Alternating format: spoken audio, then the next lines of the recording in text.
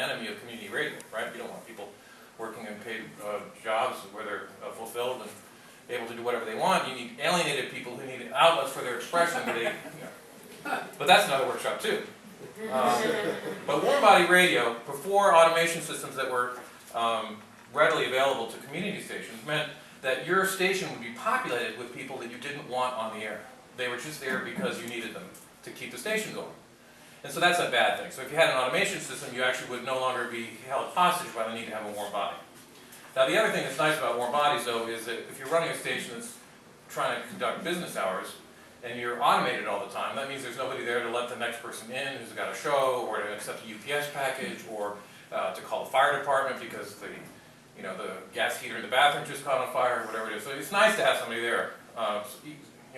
Ideally you get somebody who's good on the air, who's also responsible, who can help keep the station going at a time when you don't have paid staff who can do that for you. So the tape thing wasn't great because running the same tapes over and over again, it got kind of boring. You'd hear the first song and go, oh my God, not the thing on Oriental Foxtrot music again. You would know within seconds.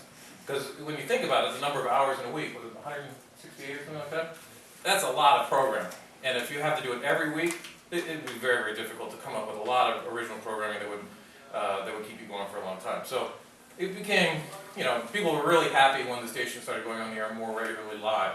The other thing about it, the reason why it was nice to be able to be on tape, is the first studio was above Tipitina's nightclub in New Orleans. So at 11 o'clock, the bands would start playing, and the noise was so thunderous that there were only, you got three options. You could do your radio show, but you'd have to shout into the microphone over the band downstairs to announce what the last song was you played. And every time somebody turned the mic on after a song, you'd hear the Neville Brothers playing, and then there's somebody shouting over the microphone about the song that he just played. Or you would put a microphone through a hole in the floor and just give up and broadcast the Neville Brothers live from Tipitina's. Or you could put on a tape, because then it didn't really matter what was going on in the station. So the software, the availability of low-cost computers, iTunes, what was the first one, the PC-based one that was Winamp, all this stuff, made it much easier to run automation systems on a very tight budget that worked reasonably well in environments where you didn't have a lot of resources. And the available programs now range from these very simple things that everybody has for free to the much more sophisticated things that sometimes require their own hardware and at times require people who are pretty skillful in computer automation systems to be able to program them. Because automation ranges from like the iPod on shuffle model that the Jack Radio lasted for almost a couple of weeks with that idea of just playing random music all the time with no announcing on the air. You have that, and then you have what's called live assist, where the automation system will play music but will stop after a couple songs and a live DJ will announce what happened. All the way to the systems that will take song one, play it, and then we'll take voice track one and play it next, and then song three, and we'll construct a show out of the elements, the raw elements. And I actually know several radio stations that try to run community-based operations where they make their DJs record announce tracks, where you're sitting there with a script, and you actually go through and say, well, the last song you heard was by, I don't know, Ellie McPherson, and it was such and such and such and such. Stop. And then you press record again. That song was Neil Young, and you just do the whole show, and then you put all the stuff into the computer and sequence your songs, and the computer automation system takes over. A very skillful way of taking all the joy out of doing radio programming, but you have a lot of control over it, and you can use these same voice tracks in different day parts and so forth. So that's the basic overall concept of automation, where it comes from. And really, the question for us, like most technologies, is how can we take this technological apparatus that was developed essentially for the same kind of nefarious purposes that most of the things around us have been, and turn it into a tool that can be used sensibly by community radio stations to do something really good with. And that's something I don't know anything about, so I'll turn it over to you. I want to say that was a great. Steve is great because he knows so many things. You just have to sort of turn him on, and he'll just go. Close the windows and turn him on. Could I interrupt with a question? Like, should this mic be pointing towards the speakers? Yeah, Is it picking up anything? This is not a good way to do live recordings, but you probably can if you listen really carefully and there's no other distraction around you. Kind of make out the words. For the Yeah, it's the recording. best we can do right now. Yeah, there's not really much else you could do other than have multiple microphones and somebody, But it's Yeah. pointing It this would way towards prob- the ceiling, isn't it? Are there more As plugs? opposed to pointing towards you folks who are. There are more plugs, there are not more I mics. have mine. You've got a mic. Or are there, You is did there a it. mic pointing towards you that I don't see? No. Or is that it? we're talking, it's bouncing off that wall and into the microphone, so it's being picked up, but it's very echoey probably, is my guess. It's this new technology, invisible microphones. Yeah. But luckily, there's nobody listening to I the would audio. just like spin it around and. That's a good idea, I was Or wondering. need what- an adapter. Is Do it, you have a, being do you have an videotaped? eighth inch or a quarter inch? His back is. That is Glendora, who's in the other room. Damn. Could you go around and introduce So that was just, that was one of my next things. You got this working? So I just wanted to mention a couple of things. We only have a few copies here, but it's the handbook on radio automation that, who was it, Jeff Shaw? I believe it was.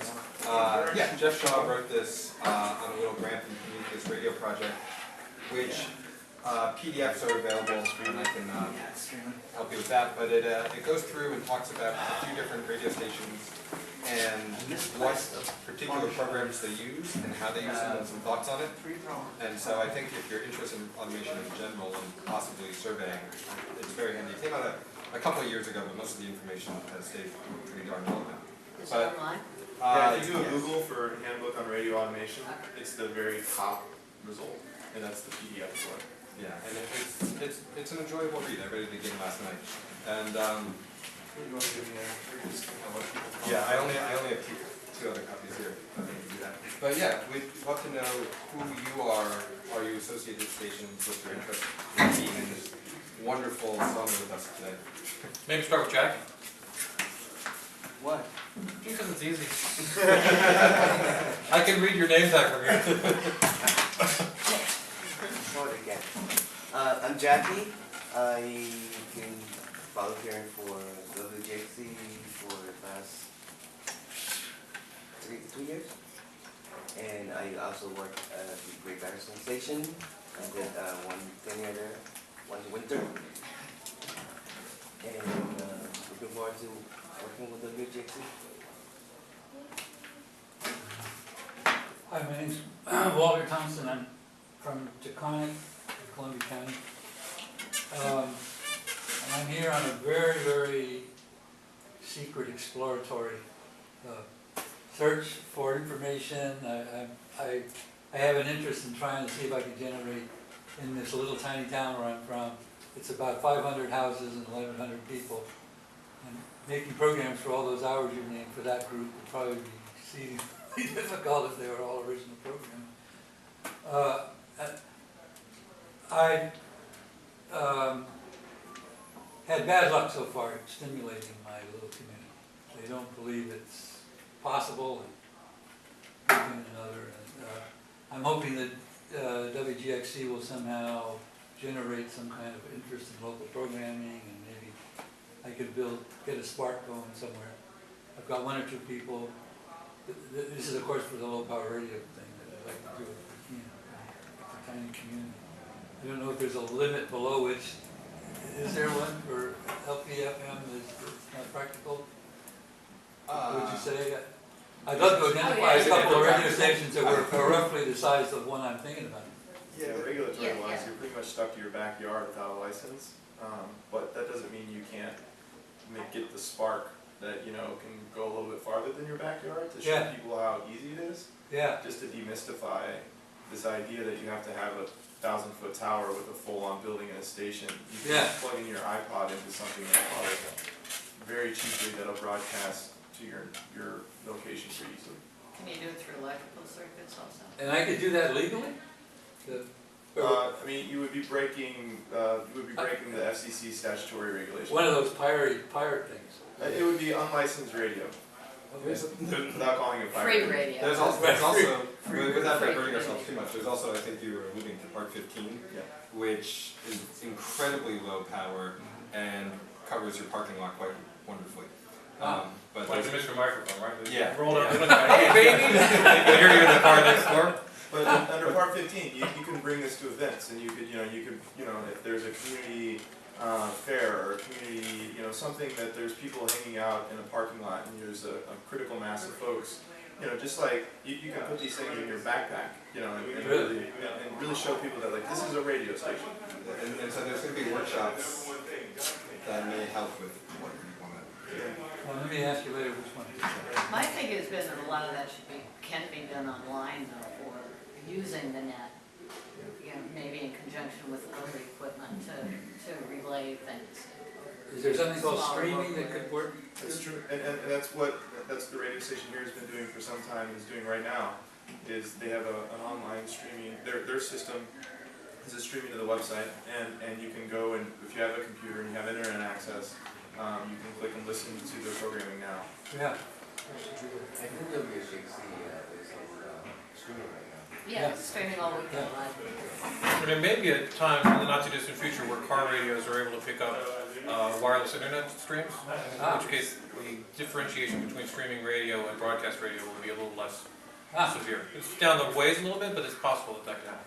But there's definitely, you know, the issue with that is, with streaming, focusing on that too much is there's ultimately like a lesser adoption. You know, you're talking from seniors all the way down to kids. The ability to, I mean, you're talking about more and more cell phones are going to actually kind of go backwards and start to integrate FM radios within the mobile devices. Oh, man. So, you know, They do that already. a lot of them, but not every single one of them. And so but everybody's got like $1 radio or $2 radio or something, you know, they can get their hands on, depending on the demographics of your town. Yeah. I'm going to turn this around and bring it back to Yeah, yeah. automation. Again, I love this topic. Sorry. No, it's totally fine. I'm Liz, I'm from Philly. I was involved in my college radio station in Richmond, Indiana, and I love radio, really love every aspect of radio, and want to start getting back into it. So, it's fun. I'm Shabir Winstone. I worked first doing news and then as a program producer at KBFA Pacifica in Berkeley from '69 to '78. Wow. Then I moved out here to start studying Yiddish because I've been the first person with Yiddish programming on the air since '49, but I didn't understand what I was broadcasting. And since then I've been studying various languages. I stopped listening to radio when I moved out here and stopped working on radio because I couldn't stand what was on the air. It just got me upset mostly. And there weren't any stations where I wanted to work and could do the kinds of things I did. Series on a bunch of different topics, and plus I might spend a year working on one show, researching, mixing, you know, poetry readings, interviews, music that took forever to dig up, stuff like that.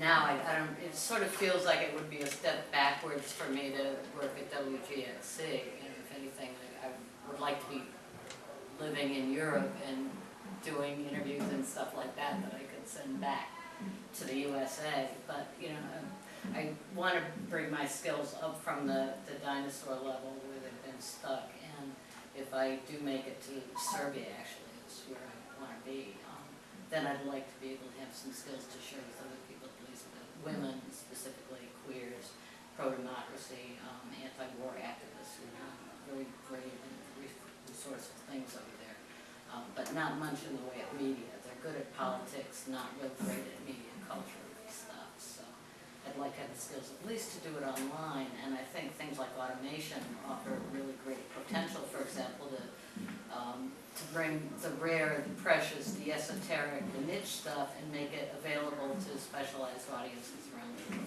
Say, Serbian 78s that are only available now at the National Library of Serbia website, you know, from like the 20s and 30s, something like that. It would be great to, they're only available in Flash, so it's a real pain to listen to them.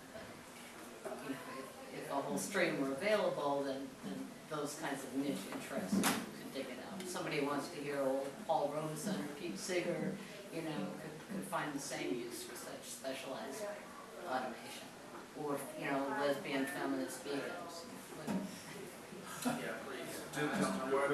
lot of the automation systems start to integrate, you know, if you look at kind of going to the transmitter as one output and going to a stream as another output, a lot of these systems have integrated those two outputs together in the back end, and so you have many transmission, or many just online only radio stations that are using full-on automation systems even though they have no transmitter, because it's one and the same as far as like in the studio.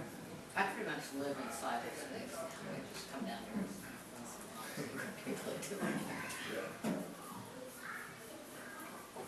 Yeah, I'm Jeff Moore. I used to be on WVCR LP, which I'd like to get back into also. I'm just really interested in pretty much all aspects of radio, and I just want to learn more, get about how the automation works, because I don't really know too much technical things, even though I wasn't here for like 5 years. But I really need to update my skill level, definitely. Even for 5 years, things have changed quite a bit with all the digital media.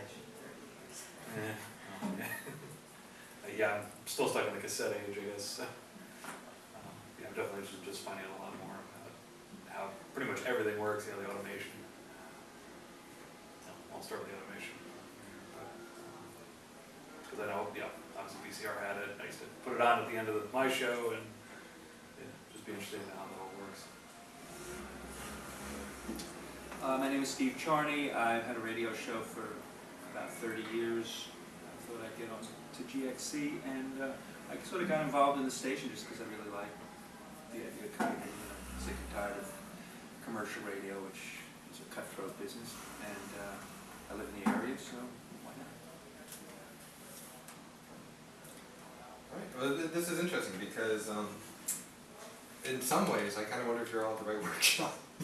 I know I'm not, but this I like everything about it. this is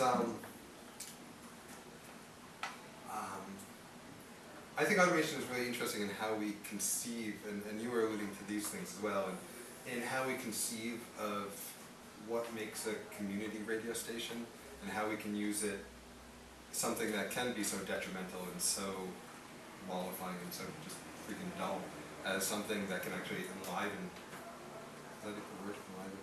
We'll go with that. Enliven what we're working on together. And I just made a couple of quick notes for myself the other day that I just want to.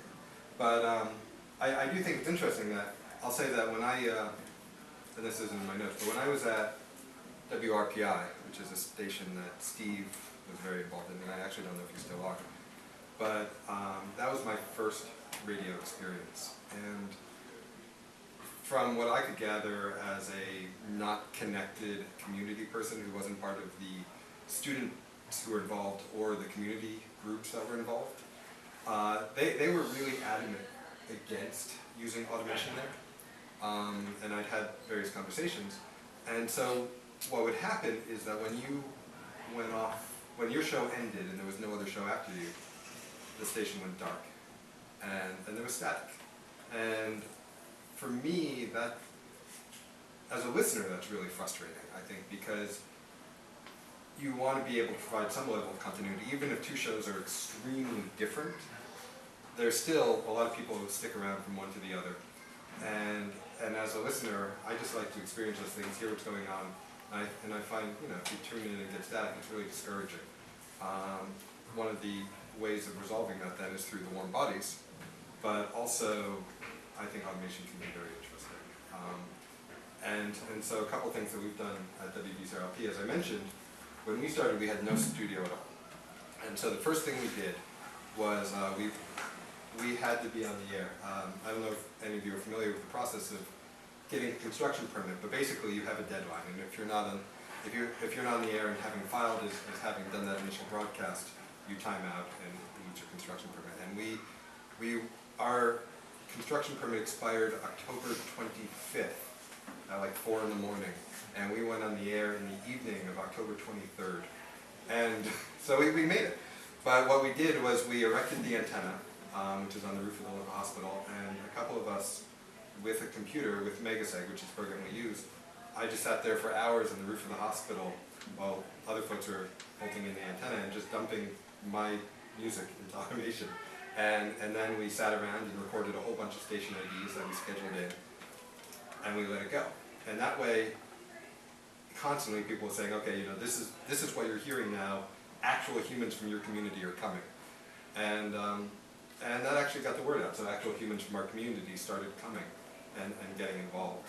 And so what we do now is we broadcast 24 hours. And there are, if you broadcast at all without human attendance, you actually have to give a letter to the FCC stating that you're doing it. There's an example in that packet and emergency contact information. But so we broadcast 24 hours. And when there aren't humans in the studio or pre-record shows, what we program is a random mix of music. And we've sort of been pretty steadfast about it being utterly random, which is that Jack format, which I really did last like 2 weeks. I was so excited when it came out. I'm like, I love that. and I think I'm one of the few people who actually loves hearing really dissonant segues. But we have a presumption at our station that a live body is always better than random automation. And so anytime automation is on, anyone who's a clear programmer can just come in and start doing radio. What we request though is that they do something different than their regularly scheduled show. So if your show is a talk show about a particular topic or a jazz show or whatever kind of show, when you go in and you're just filling in time, do something different. You know, bring in an interview, play something completely different. And we also, I think the advantage, you know, going back to the work thing, I'm just spewing for a minute, but going back to the work thing, there's so many people who have really great things to offer to the community, but the times that they're available to produce their shows are often not the times that are best for playing those shows back.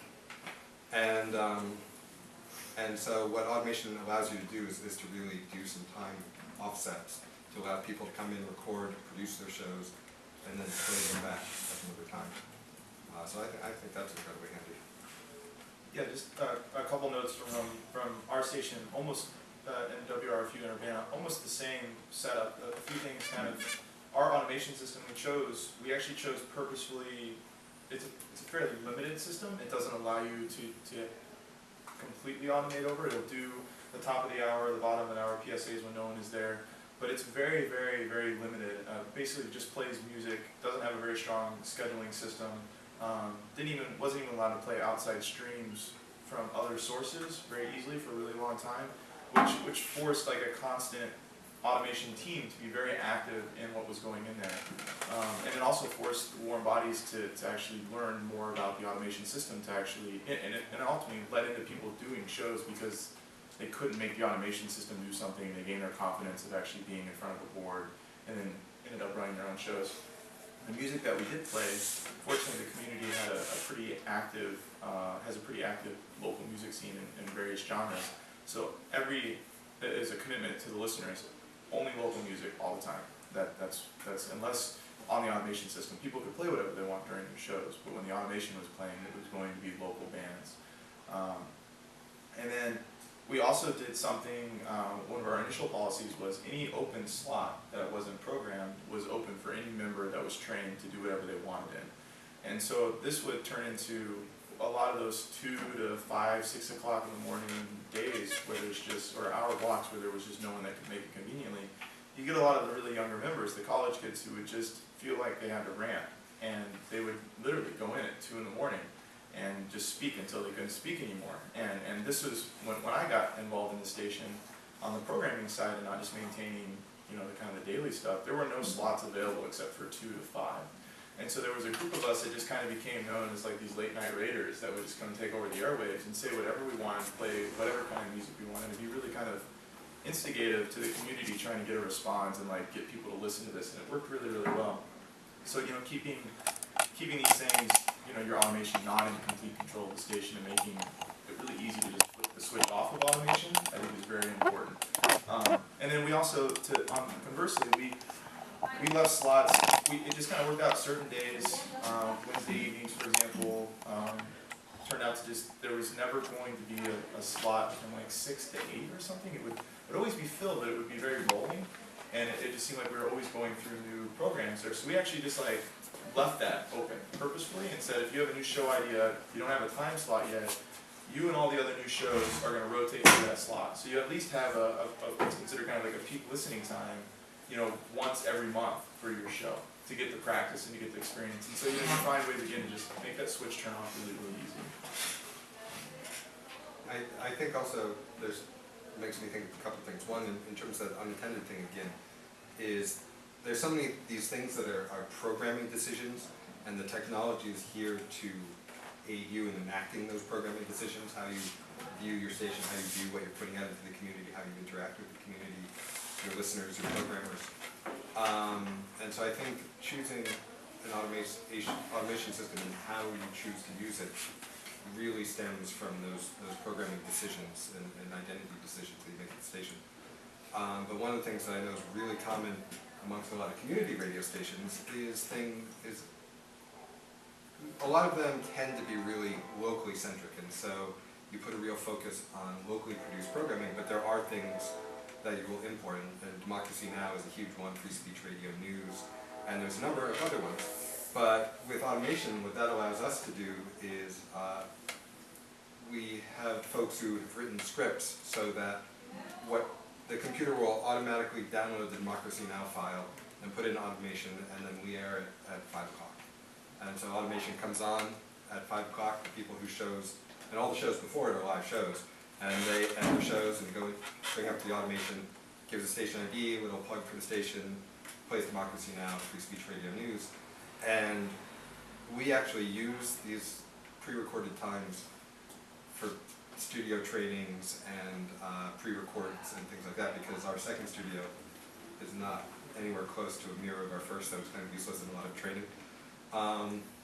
So I think that aspect of bringing in important outside things is really helpful, and automation is very handy with that. I think some of the topics that you talked about, sometimes there's not enough local initiative to create a program for a local audience that needs something, but there's someone in another community that is producing that content, and using automation systems to bring that in can be incredibly helpful. Yeah, addressing minority groups particularly, like Radio Bilingüe is a program that is in Spanish, and we have a pretty big growing Spanish community in Urbana-Champaign, but hadn't found a good way to engage them to get involved in the radio station and be programmers and members.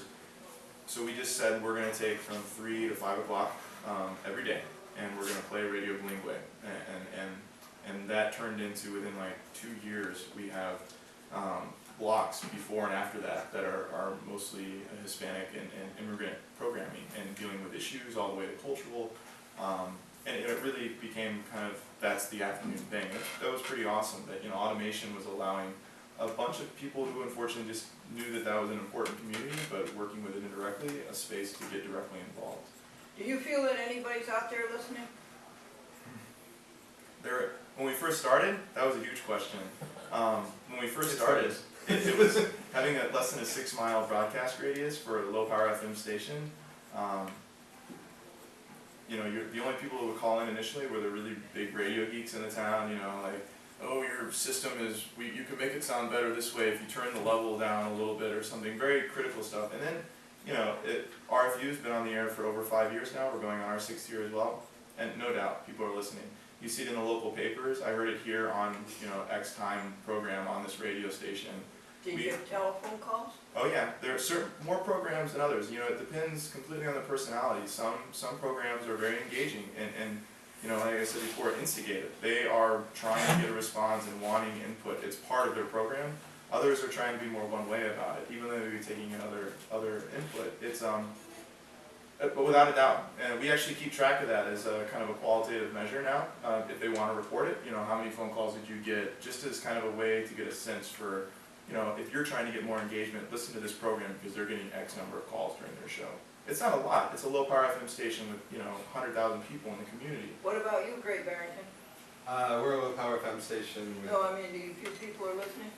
My usual answer is at least 7. What? At least 7 people. Or related 5. Is that you talking about the radio show? That's not what you're asking? Or you're asking? Anytime. Anytime. We really have no metrics Have you seen it decrease over the years? in our listenership. Yes. No, because we have no numbers, so we don't see all the people who stop listening to us. It's pretty anecdotal. The telephone calls that come into the DJ who's on the air live, the response when you do community events that are announced over your radio station, ticket giveaways, fundraising drives, they're all kind of, it's the reflection of the signal. Comes back to you in terms of listener engagement. Do you get Yeah. feedback? Well, it depends on what you're doing. These are low power stations in small communities, and so it's not like having the Northeast network that WAMC has, where there's this vast coverage. Or are you getting a response? I think that both these stations get a response. Glendora skipped the part where folks introduce yourself, so why don't you tell folks a little bit about your experience in public access cable, Oh, it has nothing to do with radio, folks.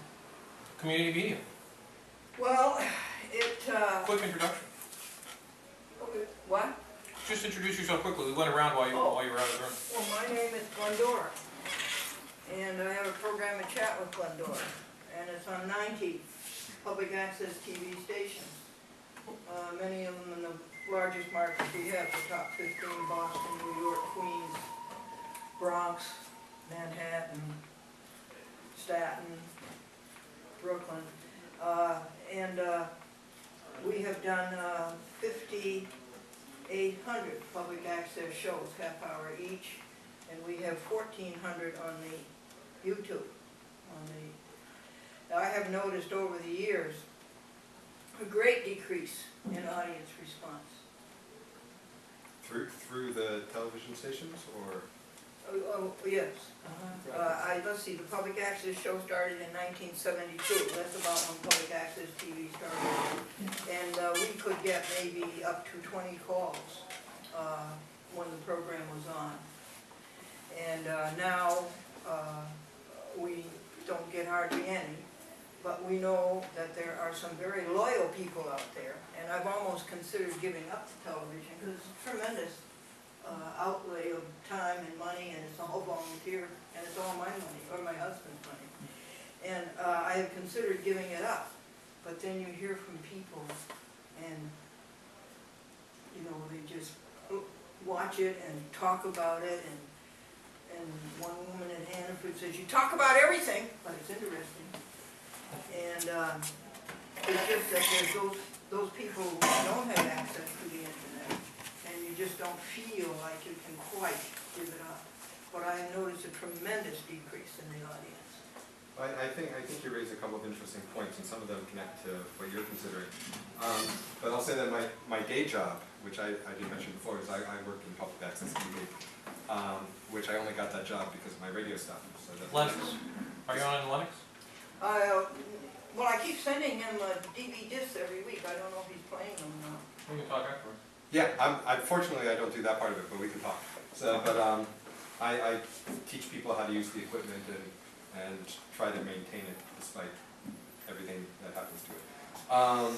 But I think some of the way the media landscape has changed in the last few decades, I think, is really significant. For television, more and more people are leaving cable and going to things like satellite, or every day I see new articles about how to get rid of cable and do all of your television watching on the internet, which I do most of it anyhow. But I think there is a decrease in the specific audience for things like what you're doing to a certain degree, but then by branching out into YouTube and other avenues, we expanded. And where community radio, I think, and community television become really helpful is that we provide tools and we provide training. And that people have these passions that they want to share, whether it is old 78s or whatever the topic is that they're passionate about. We can help them channel that and develop the skills to communicate with other people. And so I think that part's really important. And where radio fits into a lot of this is the economic cost of entering radio as a consumer and as a producer is really low. And I think that's really important. And so automation ties into that as well, because there are free systems. The one that's setting up here is free and open source. The one that we use is $250. But then you go up to these ones that are tens of thousands of dollars, which I don't know of any community stations that use those, which is probably just as well. But I think that the different tools that we use in the media and the particular medium is really important for how we communicate and get our things out. Well, automation could be, having worked in a public access station in Urbana as well, the PEG channel there, they were one of the recipients for a project came out of Denver Open Media for the Open Media Project. And it was an automation-based system, and one of the concerns is that, as automation systems, the technologies that you can use get cheaper and more inexpensive, and the software becomes more available in an open source space. There's a proponency to just automate, like this is one of the default things that you do. You spend time trying to do this, and I think that could be responsible for if you don't properly make use of an automation system, and most of your programming is automated or you heavily rely on it, there is no one there to pick up the phone. And people aren't going to call once. If no one picks up, they're not going to call back again unless there's a really good reason for them to. And so I think that you have to walk a really fine line when you're dealing with hyper-local media, that it needs to be participatory from the very beginning. That needs to be your first priority. TV, any broadcasting, any one-way system that's technical, you have to go out of your way to make it a two-way system. And that means engaging in local events, like having participatory programs. And when you start talking about the internet, it's really cool about the Open Media Project. In television, their automation system takes directly from internet submitted videos, so they have a block, and this could be done in radio. They have a block every day that is, the only requirement is that it's legal. It gets really basically screened for like it's not using any curse words, but content-wise, you do whatever you want. And there's no time limit on it. It basically it has to be a solid minute, doesn't have to be like 10 minutes or 15 minutes, which is really hard for TV. It's expensive to actually go out and spend, 15 minutes of time that you see on TV can be hours and hours and days of work, in the back end. This is nothing. It's raw, it's all stacked compared to, or, next to each other, and they just play this every afternoon. And that's through the automation system. So people can put their message up and do it every day. It may not play at the same time in that 2-hour block, but it's going to play in that 2-hour block, and you're going to get the time back in an email saying this is when it's going to play. You can post it on Twitter, you can post it on Facebook. Check this out on this website at 2:15, tomorrow afternoon. I think that both of you guys are talking about something that's really important and kind of gets segmented, but the idea of station governance, because you mentioned the WRPI thing where we didn't want automation. The reason we didn't want automation at the time was it's a technical school and the students are very focused on gear. And I know from experience that at the student station at WREK in Atlanta, which was also a technical school, the students applied themselves diligently to the project of creating an automation system. And after automating the station, there was no longer any role for people. They had automated themselves out of existence because they didn't actually have the critical faculties that it took to run stations like this. And so we didn't have any confidence in the station governance system because it was a semester-to-semester technical school, and we thought the best way would be like the Ten Commandments approach. There shall not be any automation, and see how well that would work. But it's really the same answer to Glendora's question about audience, because the station governance has to decide how important audience is. How much audience do you need compared to how much community service are you going to do in training? Because it's not a continuum. You can have a really successful station that has low audience numbers, and you can have terribly unsuccessful stations that has a lot of audience. And I could give examples, but I don't want to embarrass anybody who might be listening to the web stream. Well, Steve, did anybody tell you they saw you on TV? No, They, but I don't care. no, it's not the issue, it just isn't a fact. No, but I think that is the issue. I mean, because we're in this, we just put a video on YouTube that got 250,000 hits. Ethan McCord talking about WikiLeaks. To us, that's like a staggering number. Before we got 250,000 hits, we were looking at, wow, there's 15 hits on this video. Now there's 20. We don't even pay attention that it's gone from 250,000 to 280,000 now. It really doesn't matter. I mean, we're glad, but we're continuing every day doing exactly what we were doing before. Audience is not the primary, audience consumption is not the primary criterion for us. It's, effective, engaged, participatory media practice. That's what we're about. So audience is part of it. We don't want to have no audience. We don't want to have events that have no one at them. But we also don't want to be doing terrible. We don't want to have Justin Bieber, although my daughter really wants us to, because we don't have to. Somebody else is already doing it. So that, and there has to be some engaged group at the station that's having this discussion all the time, and that you feel comfortable with. Because if you put an automation system in the hands of people who are not critical, you can hear the result of that almost anywhere on the dial right now. They don't care. It's all about the numbers. And that's not what this is about. Don't you feel that you're putting out a lot of money, effort, and energy for a little return? Us at the sanctuary, we don't feel that way. We feel that we don't spend much money at all. And I don't think these guys probably feel like it either. If I get 28 hits, it's all because I'm watching. Go ahead. I have a few questions and comments, some interrelated, some not. One, I'm wondering, what today are the legal requirements in terms of, I mean, we used to have someone live have to have someone live at the studio to do transmitter readings and all that kind of stuff, and getting the license that you needed to do to be on the board was a complicated thing. I mean, I could never pass. So I'm wondering what the legal requirements are for watching that, for watching that obscenities don't go over the air, that Let's kind change of it, stuff. have every year. If any, I mean, There if you could- make it sound like, you know, you can just leave it to function on remote forever now. You can. There's Manhattan, and I just knew her from phone calls and stuff like that. So started filming her back then, and then it's, you know, been about 4 years. And just a portrait of Glendora, so I hope you enjoy it. It's Thank really you. a portrait of public access. Glendora and public access. It's really the story of public access over 38 years. Yep, well now it's like, what, 40 years? It's still 72 from 2010. So I'm just going to apologize for the sound might cut out. If it does, I'll just run up here and fix it.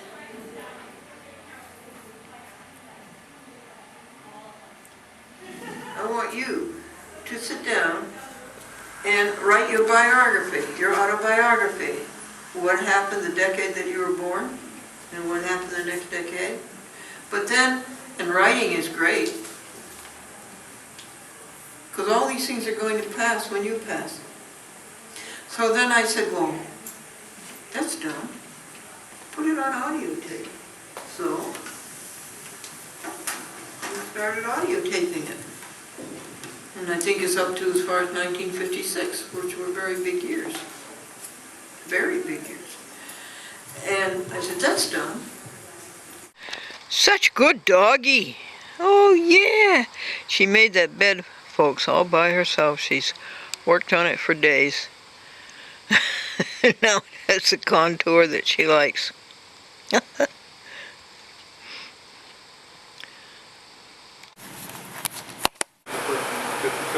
would have known, you could have rattled it right off you. Yeah.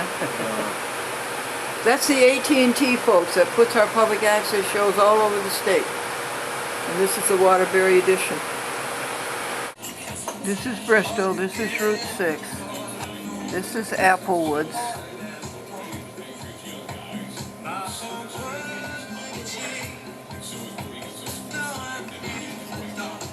And I ordered a vegetarian hamburger for me. And then a vegetarian hamburger to go for the doggies. And Greg ordered a vegetarian hamburger.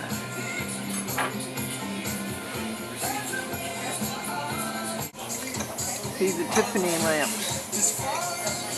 If we come in close, we can see the colors. Pretty, huh?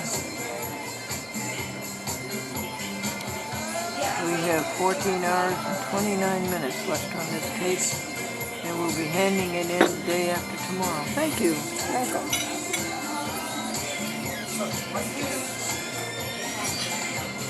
There's TV up there. You want to see the TV? There's the Tiffany's. There's the TV.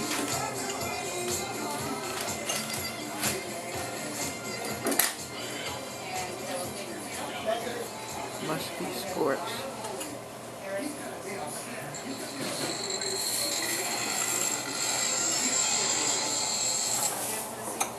That must be the bar.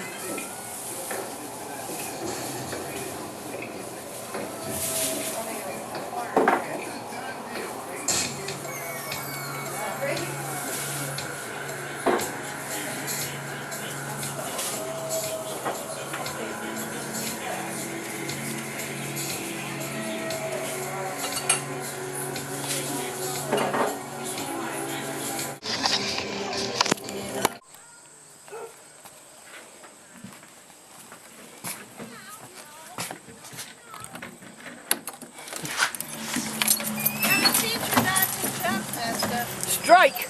She got a strike. You bowl? Huh? Will you bowl? I thought I was gonna take her down to Doc Jackson's. Oh, that's Thursday, honey. Oh, it's Thursday. That's nice, though. Oh, And is this the time we're supposed to go? yeah. He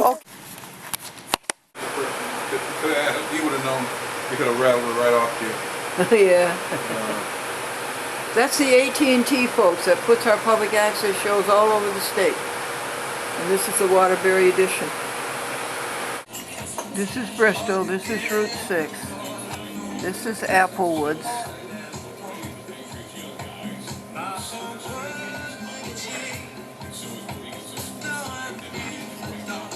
And I ordered a vegetarian hamburger for me. And then a vegetarian hamburger to go for the doggies. And Greg ordered a vegetarian hamburger.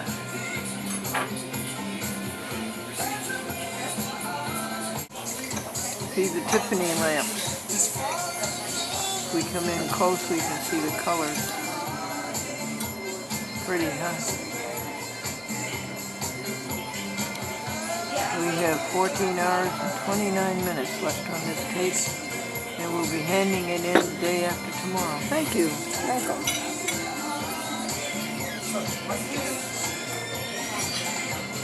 There's TV up there. You want to see the TV? There's the Tiffany's. There's the TV.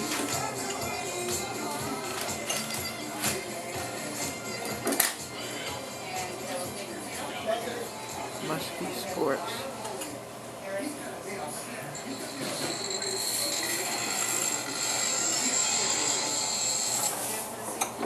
That must be the bar.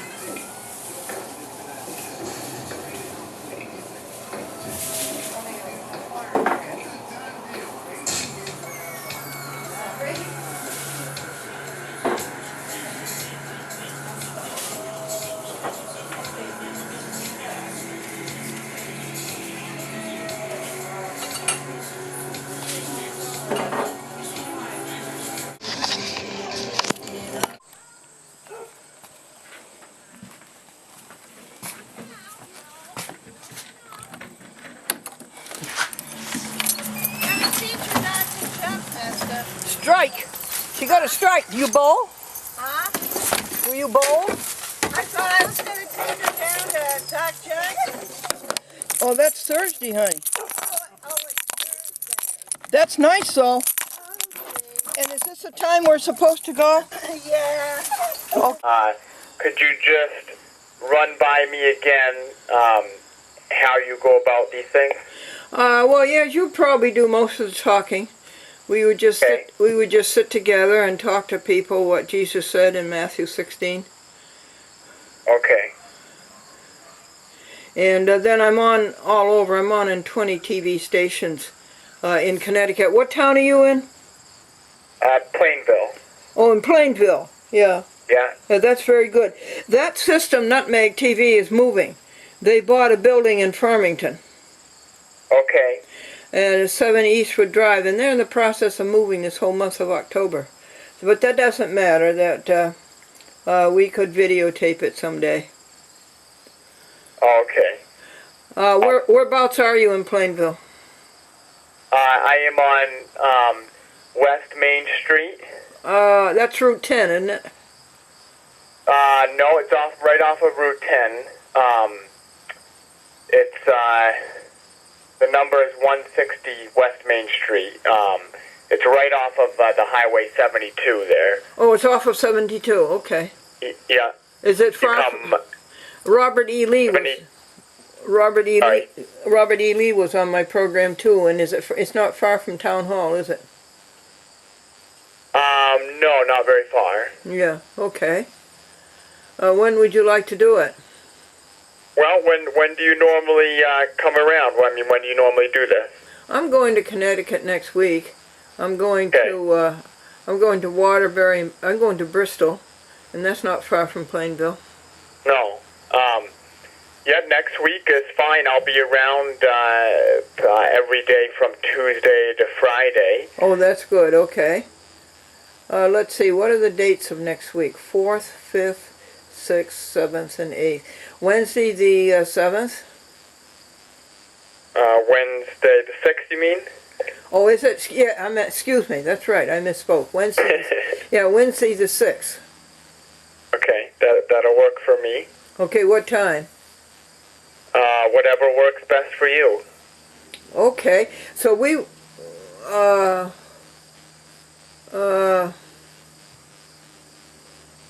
about 2 o'clock in the afternoon? Is that a good time for you? That's a perfect time. Real good. Now let's see, we come into Plainville on Route 10, and we usually go right downtown, right in the center of town. And let's see, where's Route 72? That goes off of Route 10. Is that how, when we come, we're coming south on Route 10. 72 would come right off of I-84. You can hit 72 off I-84, or you can take off of 72 if you're coming down into town. When you're coming right to the Plainville and Southington town line, you could take Route 372. 372, uh-huh. Yeah. I saw 72 come off of Route 10, didn't I? No, huh? I don't, 72, I don't think 72 comes off Route 10. Okay, but I know 72 because 72 is where you get right on to 84 when you're leaving Plainville.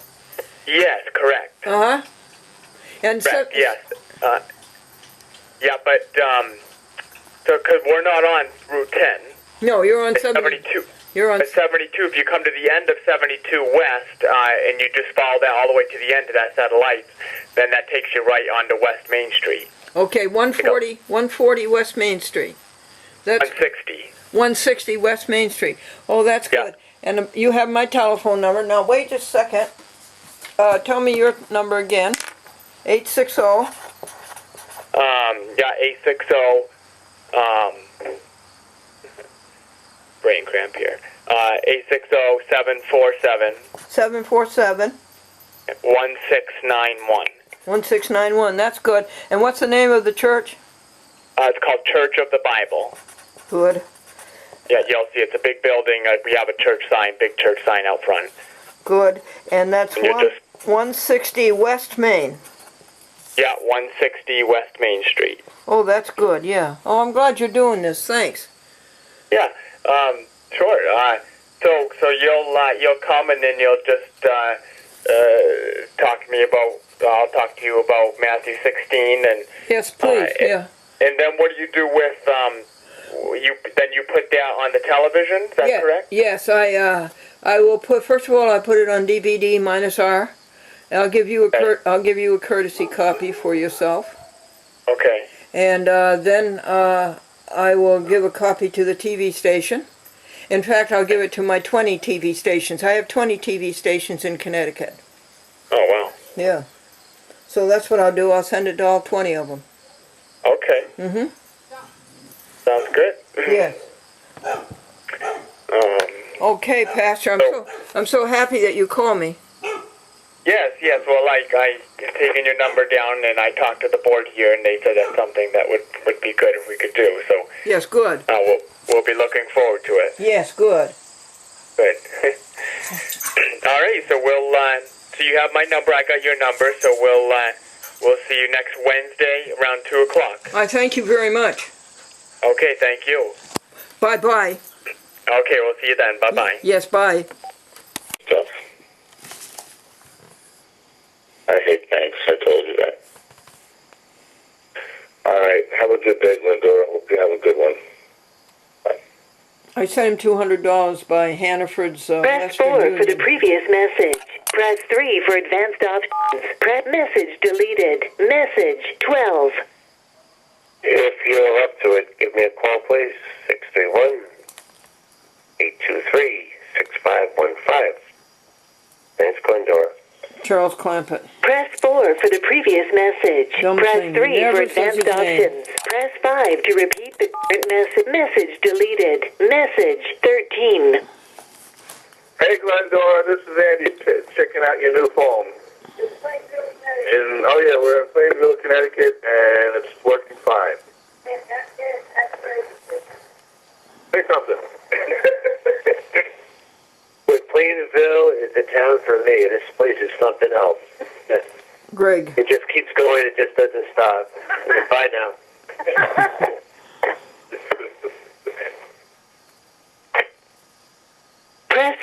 for the previous message. That was the new deleted. Straight Talk. I love it, Message folks. 14. Straight Talk phone. Hi there, this is a message for Glendora. Glendora, this is Lee Eddy over at Breckhart's Media for Speak at TV Network, and I am calling you to let you know that I did receive 1, 2, 3, 4, 5 stamps to mail back some tapes for you. But then when we went into the library and did a further count, it turns out that I have around 25 tapes that I can mail to you right now. They never know what they're doing. These are for the weight at around 13 pounds. BCAT never knows what it's I can go doing. ahead and take out a couple of these tapes so that it reaches around 7 pounds. So the stamps that you sent me will cover that amount, or I can hold on to these stamps. I just sent her more stamps when I sent her the next 4 states.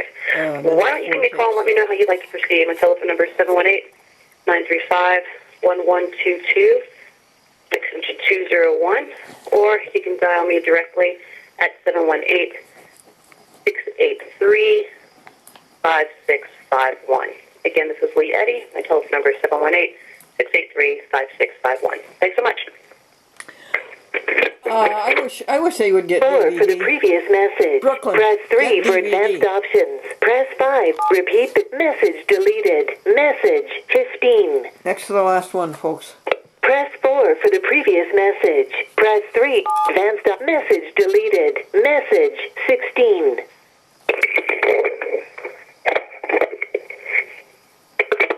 Press 4 for the previous message. Okay, Press that's it. 3. Advanced message deleted. Okay. Last message. Glendora, it's Victoria. I had my phone back in action, and just wanted to check in with you, say hi, and let you know of this community radio station that is being built in Hudson this weekend. They're having a bunch of community radio workshops and things like that on Saturday and Sunday. And Saturday night at 9 p.m., I know it's late, but we'll be showing you a trailer, a short 2.5-minute teaser trailer of your movie, the documentary Portrait of You. So wanted to know if you wanted to come to that. I know it's late. It may even be interesting if you wanted to come and cover the Saturday workshops and event on Saturday. It's in Hudson. It's right in your neighborhood, and St. Mary's Academy, 301 Allen Street. And Andrew and I are actually riding our bikes there and going to do some camping.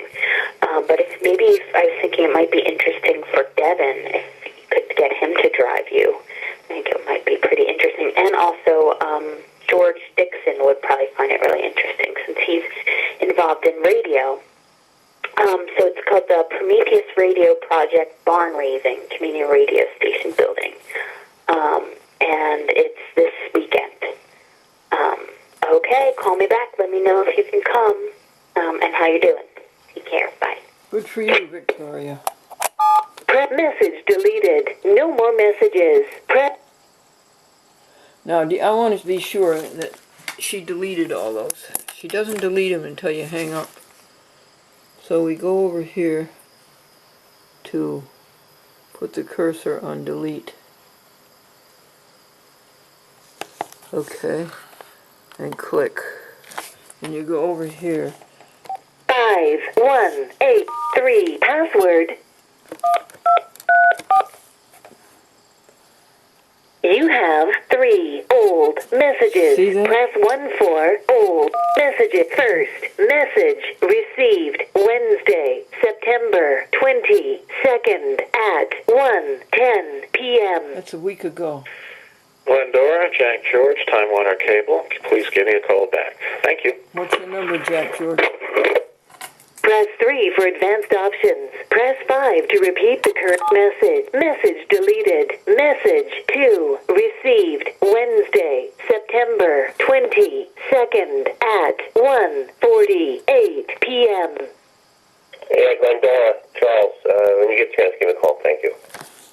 Press full message deleted. Last message received Wednesday, September 22nd at 1:53 p.m. Yes, Miss Glendora. Today is September 22nd, Wednesday, 2010. Time is 1:53. I called a couple of days ago. I don't know what day